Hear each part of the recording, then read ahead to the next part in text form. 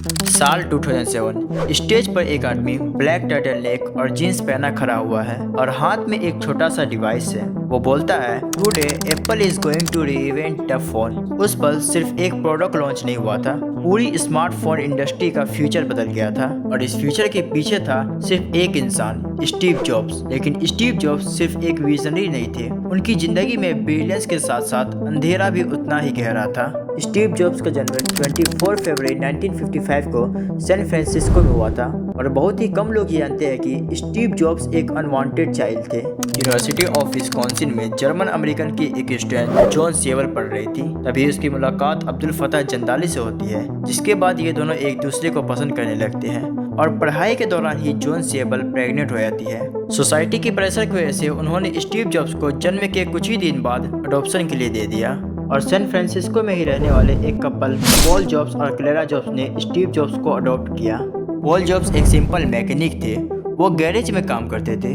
और वही garage Steve के दिमाग को सेव करने लगा। पॉल जॉब्स स्टीव को सिखाते थे, चाहे चीज़ दिखे या ना दिखे, अंदर से हमेशा परफेक्ट होनी चाहिए। ये एक लाइन नहीं थी, ये स्टीव जॉब्स की पूरी फिलोसफी बन गई। स्कूल में स्टीव एक ब्रिलियंट स्टूडेंट थे, लेकिन डिसिप्लिन नहीं। रूल से हमेशा उन्हें प्रॉब्लम होती थी और अथॉरिटीज से हमेशा वो सवाल करते थे। उन्हें पढ़ाई से ज़्यादा इलेक्ट्रॉनिक्स और क्रिएटिविटी पसंद थी। यही उनकी मुलाकात होती है स्टीव वोजनियाक से। वोजनियाक एक जीनियस इंजीनियर थे और स्टीव एक ड्रीमर। एक को प्रोडक्ट बनाना आता था तो दूसरा उस प्रोडक्ट को बेचना जानता था।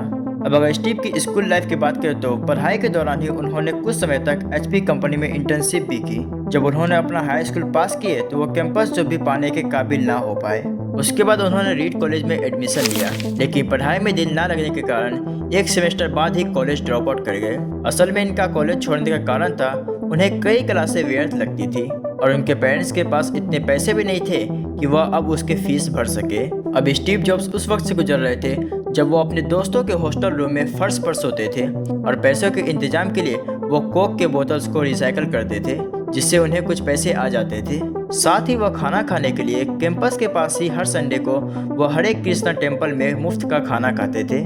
लेकिन इसी दौरान उन्होंने एक बहुत ही जबरदस्त चीज सीखी, कैलीग्राफी राइटिंग। सालों बाद वही कैलीग्राफी राइटिंग मैक के ब्यूटीफुल फॉन्ट्स बन गई। अब बात करते हैं साल 1976 की। उसके पिता का एक छोटा सा गैराज था जिसमें वह काम करते थे।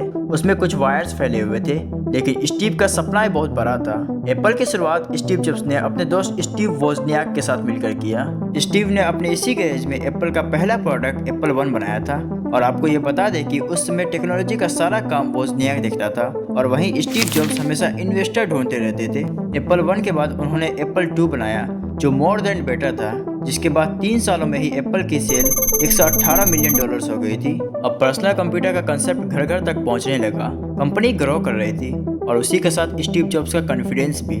लेकिन यहीं से प्रॉब्लम शुरू होती है। स्टीव जॉब्स हमेशा परफेक्शन चाहते थे, लेकिन पेशेंस नहीं। जहां एक तरफ एप्पल बेहद कामयाब रहा, वहीं दूसरी तरफ कंपनी के कुछ प्रोडक्ट बुरी तरीके से फेल भी हुए और इनका जिम्मेदार पूरी तरीके से स्टीव जॉब्स को ही ठहराया गया। इसीलिए साल 1985 में एप्पल के बोर्ड ने स्टीव जॉब्स को उन्हीं की कंपनी से उन्हें निकाल दिया। ये सिर्फ जॉब लॉस नहीं था, ये आइडेंटिटी लॉस था। स्टीव बाद में कहते हैं, उस वक्त मुझे लगा मेरी जिंदगी खत्म हो गई और वही फेलियर स्टीव जॉब्स का रीबर्थ बना। उन्होंने एक नया कंपनी स्टार्ट किया जिसका नाम था नेक्स्ट। इसी बीच स्टीव ने खरीदी एक एनिमेशन कंपनी जिसका नाम था पिक्सार। 1995 में पिक्सार ने दी टॉय स्टोरी, जो वर्ल्ड की पहली full length 3D animated film थी। इस पर स्टीव जॉब्स ने एप्पल से निकलने के बाद भी सफलता की बुलंदियों को छूते रहे, लेकिन दूसरी तरफ एप्पल की हालत बहुत ही बदतर हो चुका था। यहाँ तक कि ये कंपनी इस कगार पर पहुँच गया था कि साल 1997 में ये कंपनी बैंकक्रप्ट होने की कगार पर पहुँच गई थी और आखिरकार एप्पल को फिर से वही रूप देने के लिए स्टीव जॉब्स को वापस बुलाना ही पड़ा। और जब स्टीव जॉब्स आए तो उन्होंने अपने साथ नेक्स्ट कंपनी का ऑपरेटिंग सिस्टम एक्स को भी अपने साथ लाए थे और फिर बाद में यही ओएस मैक ओएस के नाम से जाना गया। इसी नई ऑपरेटिंग सिस्टम की वजह से स्टीव ने एप्पल बैंकक्रप्ट होने से बचा लिया। और जब वो आए थे तो उस समय एप्पल की बहुत सारी प्रोडक्ट थी। उन्होंने सबसे पहले इसे कम किया और बस कुछ ही प्रोडक्ट पर उन्होंने फोकस किया और फिर वो एक पर एक ऐसे प्रोडक्ट लाए जो टेक्नोलॉजी की पूरी दुनिया को ही चेंज कर दिया। साल 2001 में उन्होंने आईपॉड लॉन्च किया जो कि पूरी म्यूजिक इंडस्ट्री को ही बदल कर रख दिया और साल 2007 में आईफोन लाए जिसे इतिहास का सबसे सक्सेसफुल लॉन्च माना जाता है। और आज आप लोग ये देख ही रहे हो, स्टीव जॉब्स ने टेक्नोलॉजी नहीं बेची, उन्होंने बेचा अपना एक्सपीरियंस। वो कहते थे people don't no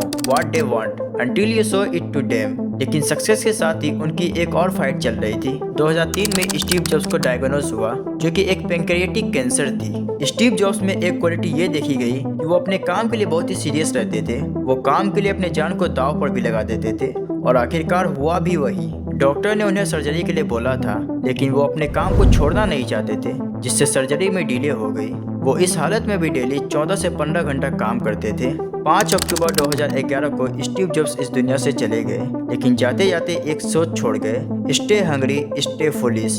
stay hungry का मतलब है भूख, किसी चीज को सीखने का भूख, किसी चीज को पाने का भूख। और स्टे फुलिश का मतलब बेवकूफ नहीं होता है। इसका मतलब है हमेशा नए आइडियाज को ट्राई करो, डरो मत। ये कहानी सिर्फ एप्पल की नहीं है, ये कहानी है ऑब्सेशन की, फेलियर से लड़ने की और अपने काम से सच्चा प्यार करने की। स्टीव जॉब्स हमें ये सिखाते हैं, अगर तुम अपने विजन के लिए सब कुछ को दांव पर लगाने को रेडी हो, तो दुनिया तुम्हें सबसे पहले रिजेक्ट करेगी और बाद में तुम्हें फॉलो करेगी।